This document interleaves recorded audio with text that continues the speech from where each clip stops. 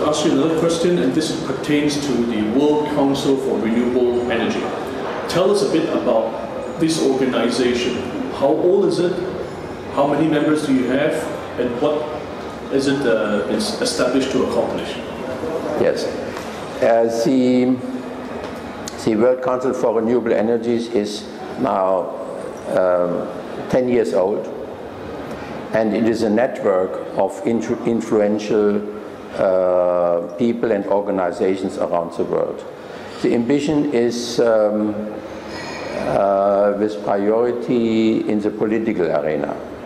So we had a lot of influence, in particular in Germany, to push for positive legislation in favor of renewable energies. Across Europe or Germany? This is in particular in Germany. But the ideas developed in Germany are spreading around. I don't know if you heard about the feed-in tariff to support the introduction of solar, wind, hydro, biogas and others into the market. So this was a German invention, if you want, which had been pushed by the World Council for Renewable Energies very strongly. And this is being adopted now by 46 countries around the world.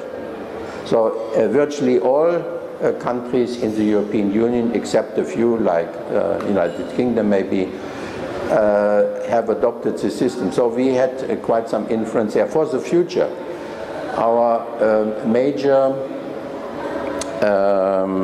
idea is to create for an IRENA, International Renewable Energy Agency, that should, following the model of the International Atomic Energy Agency in Vienna, which has a task to promote nuclear energy around the world, there should now a similar agency to promote the idea of renewable energy around the world, and in particular in the developing countries also. So that the lessons learned in our countries, that they can be spread, and also that there is a mobilization of investment which goes to these countries, and which is right now not yet supporting the renewable energies. We have right now public money of 60 billion euros from all the donors. This is not bank money, this is a subsidy given for the development of the developing countries, and there is virtually nothing in it for renewable energies. And in our countries it's mainstream. So these, for instance, 2 billion people who have no electricity today, such would be a subject, and the World Council for Renewable Energies has seen this for the future as one of the particular project they want to work on. Who are your members? Are they mostly German companies, or do you have members from around the world? We have members from around the world. We have, in particular, we are closely associated, even they are a member of the American Council on Renewable Energy, and they federate virtually all stakeholders in the United States for renewable energies. So this is a particular strength of the World Council, this association with the Americans, because America somehow, you like them or not, they lead the world. And in renewable energies they are coming over. We have strong links with China, with Australia, with Japan, and so forth. Yeah. Are they active members in the council? Yeah. Okay. My last question would be this. I want you to take a position of the various types of renewable energy sources: solar, wind, hydro, bio, and probably something else that I may not have heard of before. Which one are you going to put your money on to be a force to be reckoned with? Yeah. I can tell you that I put, for instance, a little of my own money, but this I gave away. That was not an investment, for improving cooking systems in Africa, for the poor in Africa, because this is not a new energy, but it is a better utilization of rare energy. They don't have much cooking fuel, as you know there, and they are using the wood fuel in a terrible way. So they make a big pollution, and it's inefficient and so forth. So that is one thing. The other thing, I have invested a little bit of my own money into photovoltaic plants in the south of Europe, and this is very rewarding.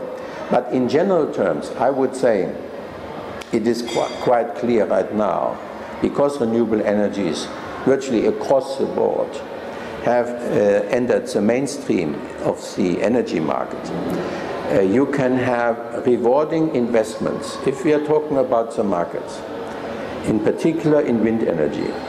Wind energy investments are across the board very profitable right now. And as I mentioned this morning in the conference here, the wind companies are sold out for 2 to 3 years. You cannot buy a windmill today, so much these things are popular. That means they are profitable on the market.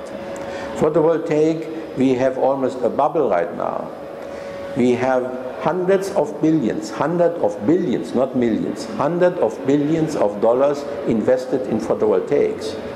More than 100 companies are installing production plants. In China, the 5th richest man, who is a billionaire now, Suntec Power, right? Suntec, he became it through photovoltaics. And there are many other examples. I know another guy in Bonn who is the same situation. So we have many opportunities if you are an investor. And there are actually, the investors have understood it. So there is a tremendous amount of money going into these sectors. The same is true to some extent for biomass, but there people are more selective, because contrary to hydro, solar power from photovoltaics, wind, geothermal, the biomass, the bioenergy sector is more complicated, because there is a larger variety.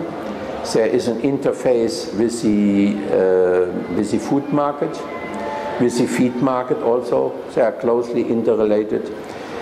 And it depends more on the climate than the others, because it doesn't only depend on sun irradiation and wind, but also on water. So things are a lot more complicated. And then the resource which you use in solar and wind, they are free.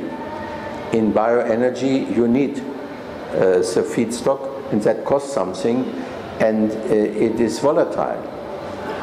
And so for the investors who absolutely want a security of a stability, in this case, of the market, they will hesitate to put their money in if you don't know what the situation tomorrow will be, and maybe the plant will have to be closed. Yeah. Well, on that note, Dr. Palz, thank you for your time. It was my pleasure to talk with you. Thank you. Thank you so much.